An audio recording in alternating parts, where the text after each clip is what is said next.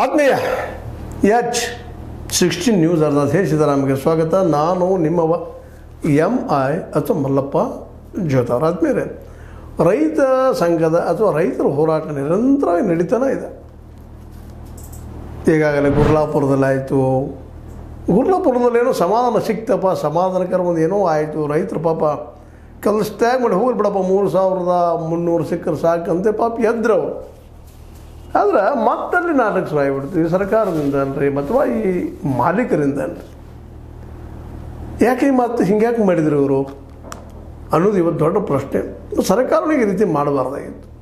9 ಮೇಲೆ ಇತ್ತಪ್ಪ ಅಂತಂದ್ರೆ ಅವರಿಗೆ 3305. ಇವತ್ತು ಮತ್ತೆ ಬಾಗಲಕೋಟೆಯಲ್ಲೇ ಆಗಲಿ, ಮುಧೋಳದಲ್ಲೇ ಆಗಲಿ, ಅಥವಾ ಅಥಣಿಯಲ್ಲೇ ಆಗಲಿ, ಅಥವಾ ನಮ್ಮ ವಿಜಯಪುರದಲ್ಲಾಗಲಿ ಅಥವಾ ಬಿಜಾಪುರದಾಗಲಿ ಈ ಮೂಮೆಂಟ್ ಮುಂದುವರಿತಾ ಇರಲಿಲ್ಲ.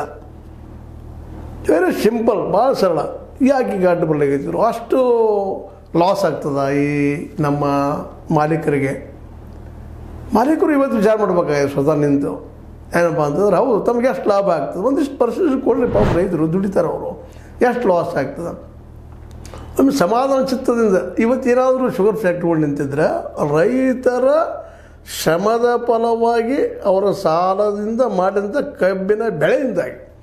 ಸಾಲನೂ ಇಲ್ಲ, ಯಾವ ಲಾಭ ಉದ್ಯೋಗಿಲ್ಲ ರೈತರಿಗೆ. ತಿಳ್ಕೊಳ್ರಿ ಪ್ರತಿಯೊಬ್ಬ ಮಾಲೀಕರು ಮತ್ತು ಸರ್ಕಾರ ತಿಳ್ಕೊಬೇಕಾಗಿದೆ, ನಮ್ಮ ಮಾಲೀಕರು ತಿಳ್ಕೊಬೇಕಾಗಿದೆ. ಯಾಕಂದ್ರೆ ಮಾಲೀಕರು ಇವತ್ತು ಏನಾದರೂ ಫ್ಯಾಕ್ಟ್ರಿ ಮೇಲೆ ಫ್ಯಾಕ್ಟ್ರಿ ಕಟ್ತಾ ಇದ್ರೆ ಅದಕ್ಕೆ ಕಾರಣೀಕರ್ತರು ರೈತರು.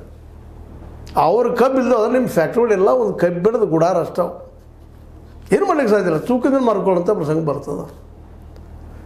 ನೀವು ಈ ಸ್ಥಿತಿಯಲ್ಲಿ ಹೋಗೋದನ್ನು ನೋಡಿದಾಗ ನೀವು ಇಟ್ಟು ರಿಜಿಡ್ಡಾಗಿ ನಾವು ಕೊಡೋದಿಲ್ಲ ಬಾ 3200 ಆದಮೇಲೆ ಕೊಡೋದಿಲ್ಲ ಅನ್ನೋದು ಮಾತುಗಳು ಕೇಳಿ ಬರ್ತಾ ಇದ್ದಾವೆ. ಇದು ಮತ್ತು ಅದ್ರ ಜೊತೆಗೆ 11